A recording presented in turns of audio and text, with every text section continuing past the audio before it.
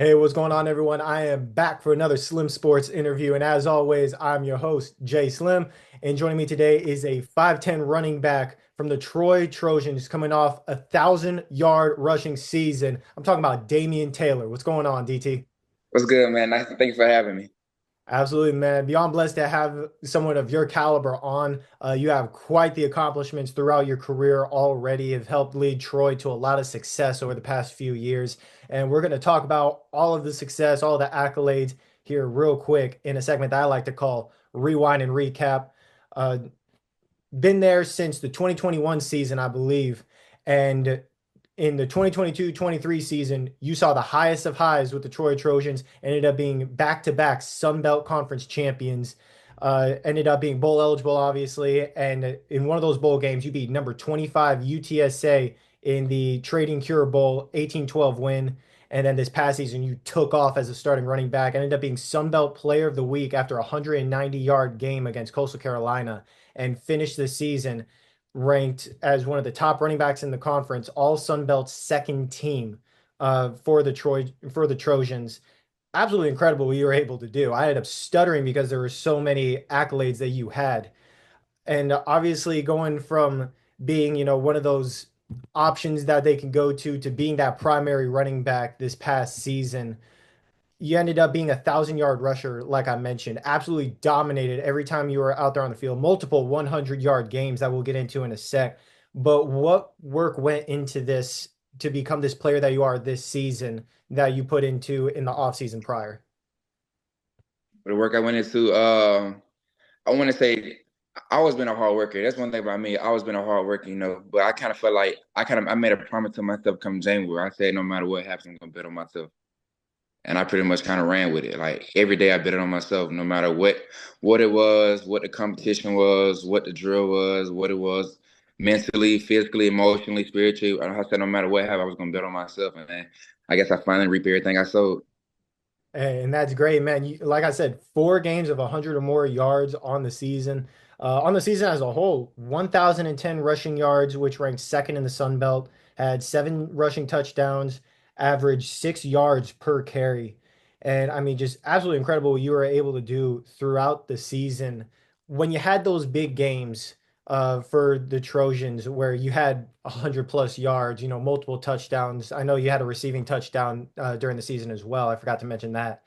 How, as a running back, do you find that groove where you're able to, it just seems like second nature to find the open gap, cut through, and just get downfield? Like I know it may sound cliche because we hear from other people who hear it all the time, but they say like you practice how you play. And I want to say like this year, which I noticed that in high school, my senior, my junior and senior year, the way I was practicing, how well I was performing on game days. And it's a different transition when you take it into college because it's a whole different type of like mindset, different type of environment, different type of guys you're going against. But I want to say this year, it's to the point where I practice like I prepared myself to be a pro before I became a pro. So for the while, what it came down to walkthroughs, I was strictly locked in. When it came down to just learning the small details, I was strictly locked in. When it came down to practicing, every practice, I kind of feel like that when I shift gears, when I turned practice into games, further wise, mentally wise, like even through a basic play, I was thinking through my whole progression. The things I wasn't doing before, I was doing now. To the point when it came down to game days, the games felt so much easier, the games felt so much slower. Like, what people say, like, when the game, you're doing good, when the game slows down for you, the game actually slowed it down for me once I started preparing myself like a pro before game days came. And so it just made everything so much more easy. And Yeah. plus, also got to add just the trust from your teammates. You know what I'm saying? Because like, wow, them boys, I would never do what I did, but them boys pretty much believed in me. Them boys pretty much knew like what we needed to do in order to win games, what we need to do to dominate. And I want to say like second half of the season, we really seen what domination was because we kind of all gelled in and kind of like they believed in me, I believed in them, and we kind of just ran with it. Yeah, I mean, you guys on that team, I know you guys were very close knit together. And that second half of the season, you were even playing. I see the sling on that you're wearing right now. You told me right before we started recording, tore your labrum like halfway through season, and you still put up 1,000-yard rushing year. Absolutely phenomenal what you guys did. And you guys did this this past season. You had a change for the roster as far as the coaching perspective. Previous 2 seasons were under John Summerall, who I believe now is with Tulane. And this past season, you guys ended up being under head coach Gerard Parker, ended up going 4-8 overall, 3-5 in Sun Belt action.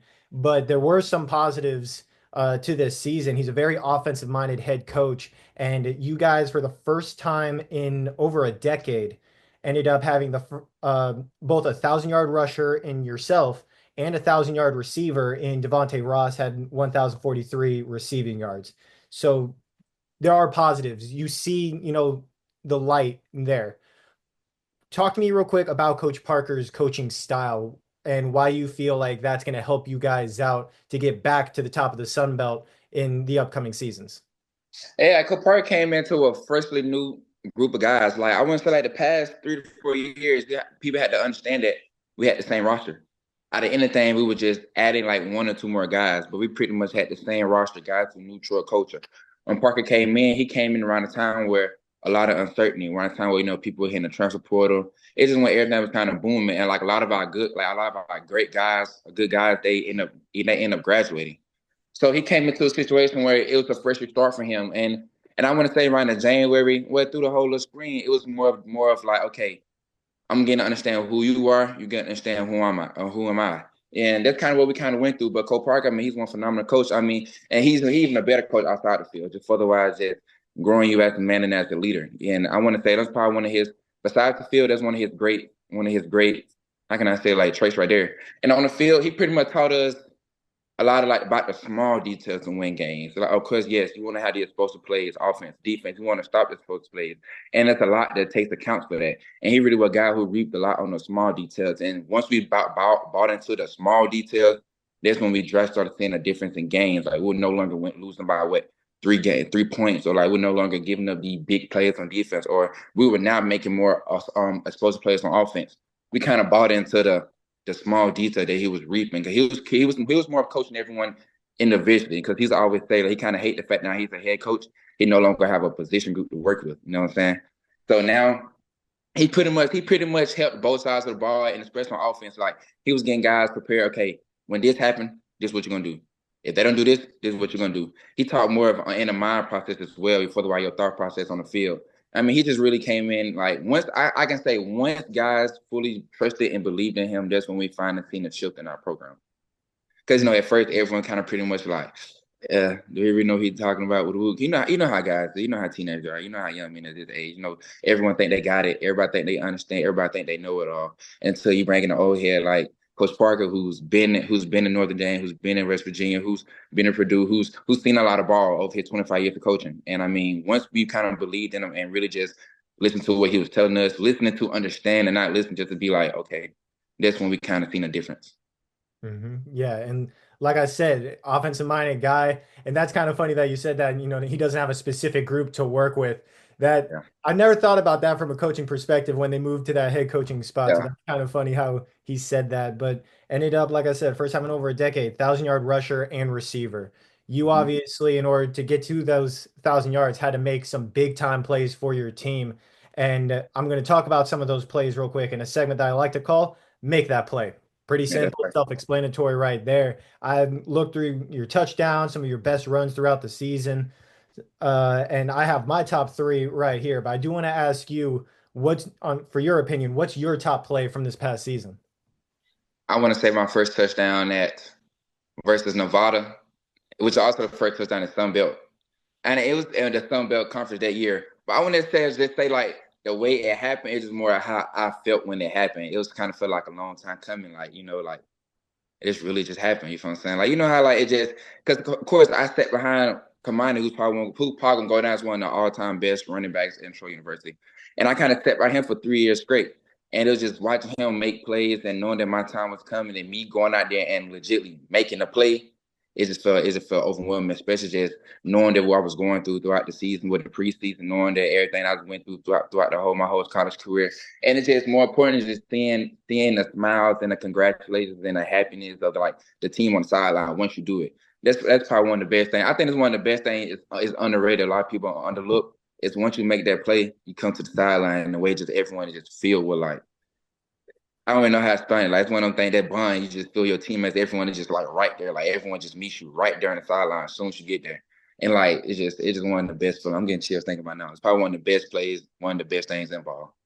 That's cool. I definitely can tell how much that play meant to you. And that actually is also the play that I have at number one. And I'll talk a little bit more in depth about it. That touchdown against Nevada ended up going through the gap, broke through multiple tackles just to get through. And then you ended up getting about 5 yards away. You had two guys trying to tackle you at once. You shoved them off. And then you're running down, get towards the sideline. Defensive back comes out of nowhere, boom, you just shove him out of the way just to get into the end zone. So that to me, that's why I had number one, because you just said, no, I'm scoring for my team no matter what. Number two, I have the touchdown against Coastal Carolina where you ended up breaking through a couple of tackles, got into some open field, crossed over the defender, and then outran the DB straight into the end zone. And then number three, this was a big game for you that we'll get into more here in a sec, but your second touchdown against Southern Miss, where you just sped right through the gap, you took off like a bullet. Probably the fastest that I saw out of all of your touchdowns. And you outran three defenders for 56 yards to score for your team. So those three plays are what I have for make that play. And now I do want to get into that Southern Miss game a little bit more because you had Oh yeah. 169 yards and three touchdowns in that Southern Miss game to end the season. How, as you know, you've been around the block a couple times, you've had a couple of seasons, you know how important momentum is, even when you end a season, to have that momentum heading into next year. How did that game against Southern Miss help build up your confidence and tell you, okay, I'm ready for the 2025 year? It was never. I would never say it's built up my confidence. It's more the thought process, like finish what you started. Like I knew it was into my last game, and like prior to that week, because I never really been a big selfish player. I've never been a big selfish teammate. I was always like I always want to see my guys win at the end of the day. But I want to say it was a couple of days before that. I want to say it was like on a Saturday or a Sunday, and I had looked on ESPN and realized I was like 160 yards away from 1,000 yards, and I had texted my running back coach, and I was like, I need it. Then he was like, I was waiting to tell you Monday, but he was like, man, the staff, the whole offense, what the whole staff had talked about, and it was like they're gonna do whatever it takes to make sure you get that. So I mean, it kind of felt good going to the game, knowing that they had my back even more as well when it came down to like one of them personal stats. You feel what I'm saying? Like it's always a running back goal to hit 1,000 yard season. And once he said that, which we talked again the next day, when he said like we was gonna make sure do whatever we do to make sure you get that. So I kind of felt good. Like it kind of just made the trust even more stronger because like throughout the whole season, how much I had everyone else back. Even with even with things wasn't looking as bright for me, I always had everyone else back, knowing eventually my time was gonna come. And that was one of the moments where hey, like your time had came and they gonna make sure that you accomplish it. That's So awesome. That's awesome to hear that your coaches looked out for you that way, man. And I know yeah. you guys all looked out for each other on the team.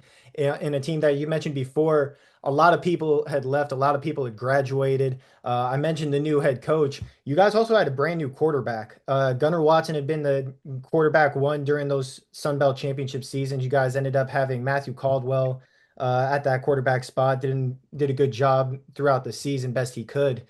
Uh, Now that you guys have that season on your belt where you have these new players, all of these guys that are from the portal, obviously some here and there have entered the portal. I believe Devontae Ross actually entered the portal Yeah. recently as well. What are some bright spots heading into next season that you see right now, whether it's coaching, personnel, new people coming in? What do you see as the veteran guy on this team?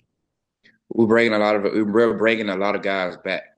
And that's the main thing. We bringing a lot of experienced guys back. Like this year, we had a lot of inexperienced guys playing major roles and major time on the field. And I want to say the biggest thing, because we haven't really lost that many people in the portal compared to all the other Sun Belt Conference schools. And for just college football and all, like, I think we probably maybe lost maybe around like 6 or 7 probably. But I mean, I want to say that's the biggest thing that we're not losing a lot of guys, so we're able to still dial in with what we have. Of course, we're gonna bring guys. Of course, it still may guys that stay may hit the quarter, but I want to say like our relationship is so strong right now with the team and with Coach Park and with the whole entire staff that I mean, it's good seeing that not a lot of guys leaving. Like a lot of people want to be in Troy, a lot of people want to play for Troy, even with this crazy portal NIL world, all this and that. If you love ball, you love ball, and Troy's the place to love ball. And I want to say the biggest thing that we're keeping a lot of guys, like a lot of guys. So I want to say that's probably the best thing. And going to next season, we already know what to do. Like, okay, we went through our rough patch beginning of the season. Second half of the season, we call us sport. We found momentum. We found our true identity. So now it's good going to a new season with our identity. We know who we are now as a team, as a bunch of new guys who came to Troy. And that's a lot of things too. A lot of people got to understand. Like every okay, as social media wise, people on the outside, you always hear about the culture of a team, the culture of your program.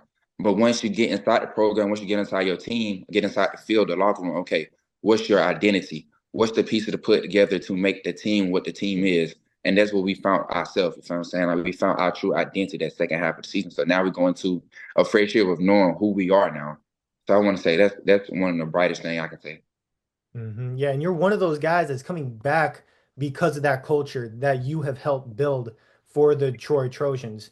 And in order for you guys to succeed, get to that bowl game, you need yourself, the other experienced guys, everyone to be bought in, like you said before. Listen to coach, do what he says, and we'll find success. How are you looking to step up as a leader for Troy heading into next season, both on the field and also off the field?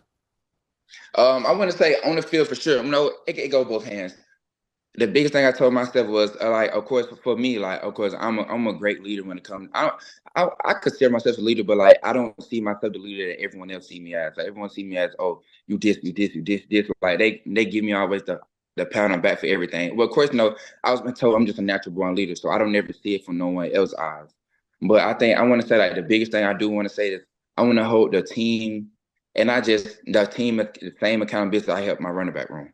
Well, I'm not saying mine, but our running back room, like the same way I was on them guys about their mistakes, and the same way I praise them guys for their success.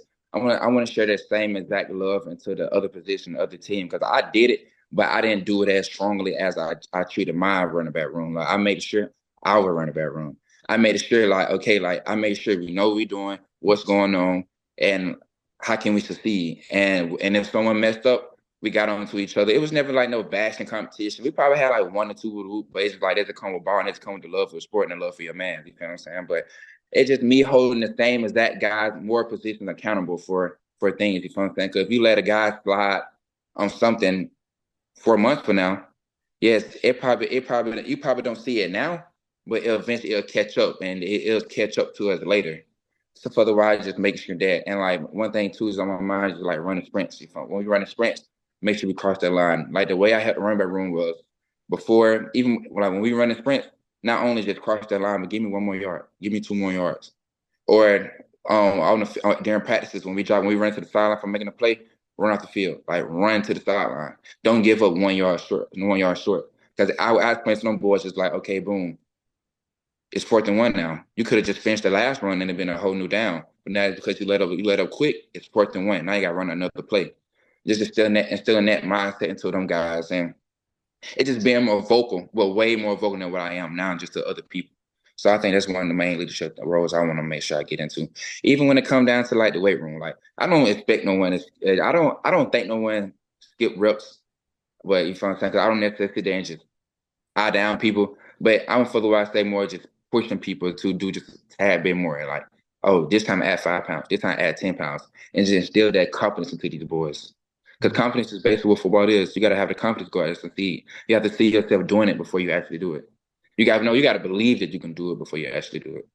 Absolutely, man. And having that kind of mentality to push your players, to push your teammates to be as great as you are, and that way you can also push yourself because I'm sure they're pushing you as well. Yeah, yeah. It all works together. And obviously, I love having great players on like yourself. You put up some great numbers, have some great accolades, and I always try to find different ways to get new people on. And that's why I invented this segment that I like to call "Who's Up Next." In this segment, you can give me as many names as you want to, for me to reach out to have on for the podcast. Hopefully, I can hear back from them. Two rules to it: whoever you recommend, you have to help me get them on. You have to help me reach out to them. And number two, you have to give me at least one name where they weren't with the Troy Trojans this past season. Okay, so two people who I think is up next, and one person who came into Troy that you feel like they're up next as well. You can give me as many names as you want. Just at least one of them can't have been with Troy last season. All right, so the one, okay, like they play last. Okay, so who I feel like is up next? I feel like our bandit idea, and he's gonna have a really big year. But he had a great year this last season. But I think for sure now everything then clicked. Like seeing him from where he started beginning of the season, seeing to where he is now, I feel like everything has clicked. So I'm going with our bandit, Philip Lee. I'm going with the offensive guard. Love the guy, Matt Henry. Matt Henry transferred into us during the summer, and you know how hard it is to like work into a spot when given you just had a summer and fall camp. And he didn't even play the first like 2 or 3 games, but he kept on going and seeing him dominate, like seeing him take a guy at the line of scrimmage and drive him in goal line 7 yards to the end zone and pancaking him. Best feeling, best feeling. Like, okay, so I'm going with Philly Lee, Matt Henry, offensive guys. I feel like wide receiver. Roman Mothershed. He's up. He's gonna have a lot on his plate this year. He stepped into the role last season.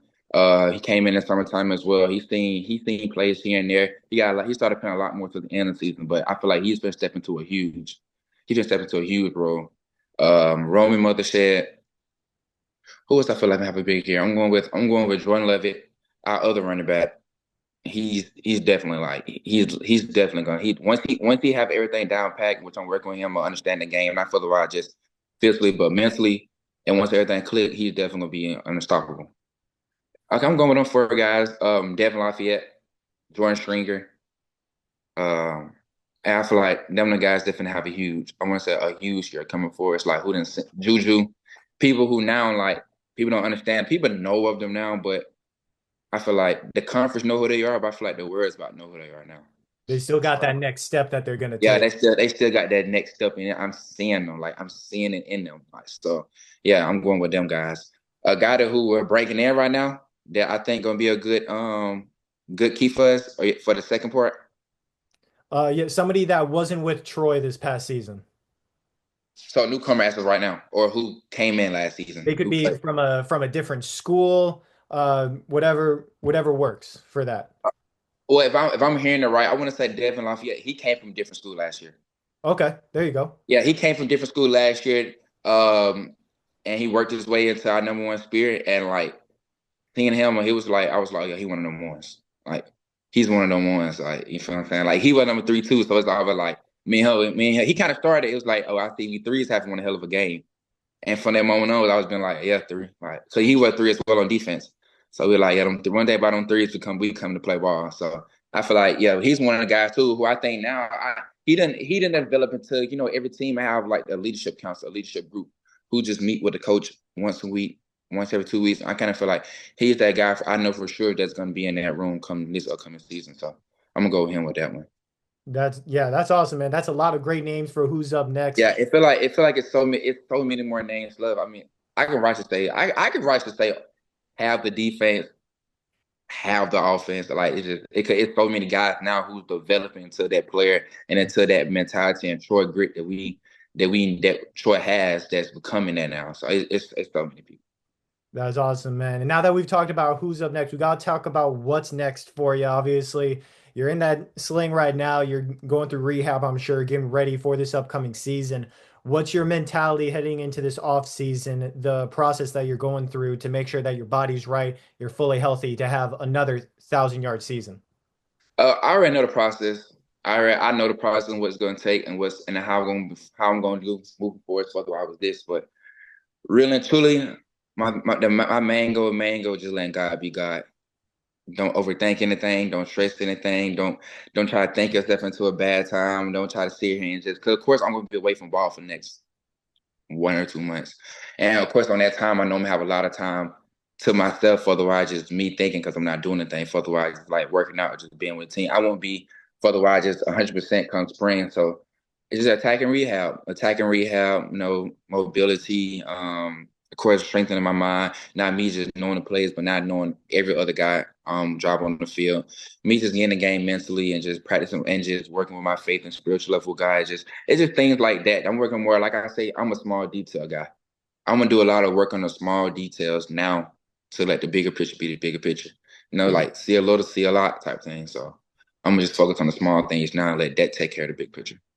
That's great. Having leaders like that, players like yourself, that's what's going to help Troy get back to that Sun Belt championship and hopefully give you a whole lot more accolades along the way, man. So Thank you so much for being on the podcast with me. Thanks for telling your story, telling about your journey. And there's a whole lot more to go. I can't wait to have you on next season after you add another ring to your award shelf. I'm sure that thing's filling up real quick right now. It really is. It really is. Started as the empty shelf. Now it's going. It's building up. So, There you go, man. Hey, thank you so much, man. Really do appreciate it. all right, man. Thank you for having me.